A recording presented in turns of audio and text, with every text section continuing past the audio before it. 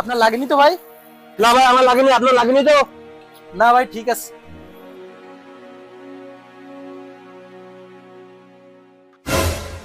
ভাই 2 লিটারে একটা পানি দেন দিন। আচ্ছা ভাই দিচ্ছি ভাই।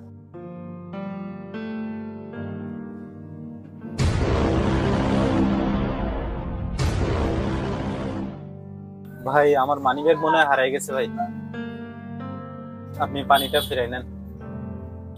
টাকা নেই তো এসব লোক কি করতে আসে বাজার ঘাটে?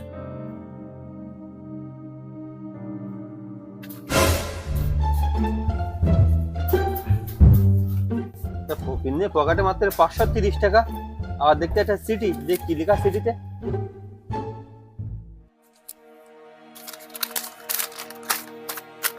মা, আমি আপনার ছেলে ফয়সাল।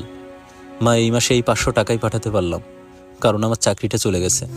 আমি জানি আপনি আমার টাকার জন্য অপেক্ষা করে বসে আছেন।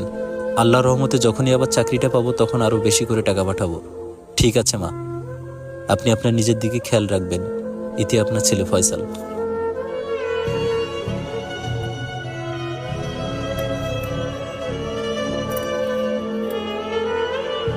হে আল্লাহ, এটা তোমার কেমন পরীক্ষা!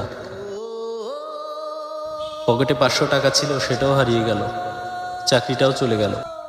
ভাবছিলাম 500 টাকা মাকে পাঠাবো মায়ের ওষুধ কেনার জন্য, সেটাও বা আমি এখন কোথায় পাবো?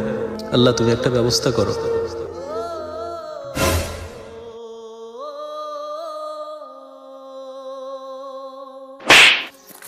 তবে আপনার লাগেনি তো ভাই? ভাই আপনার চেনা চেনা লেখ দিছে, এর আগে দেখেছি মনে হচ্ছে কোন জায়গায় আপনার। ভাই পৃথিবীটা অনেক গোল, কোথাও দেখিছেন হয়তো?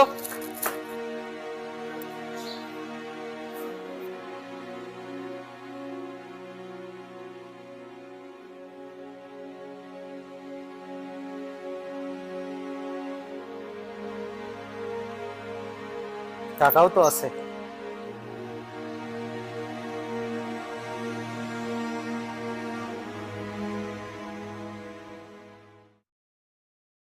বন্ধু, তোমার 500 আমার 4,500 মিলে তোমার মাকে পাঠিয়ে দিয়েছি।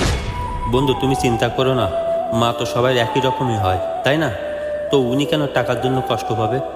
আমি খারাপ হতে পারি, কিন্তু এতটাই খারাপ না যে আমার জন্য কারো মা কষ্ট পাবে। আমি যখন তোমার মানিব্যাগটা নিয়েছিলাম, তার ভিতরে একটা চিঠি পেয়েছি, যেটা তুমি তোমার মায়ের জন্য লিখেছো। সেটা পড়ে আমার অনেক খারাপ লাগলো, তাই আমি সিদ্ধান্ত নেই টাকাটা তোমার মাকে পাঠিয়ে দেবো। চিঠিতে লেখা ঠিকানা অনুযায়ী টাকাটা আমি পাঠিয়ে দিয়েছি। পারলে আমাকে ক্ষমা করে দিও। আমার তো মা নেই, তুমি তোমার মায়ের যত্ন নিও।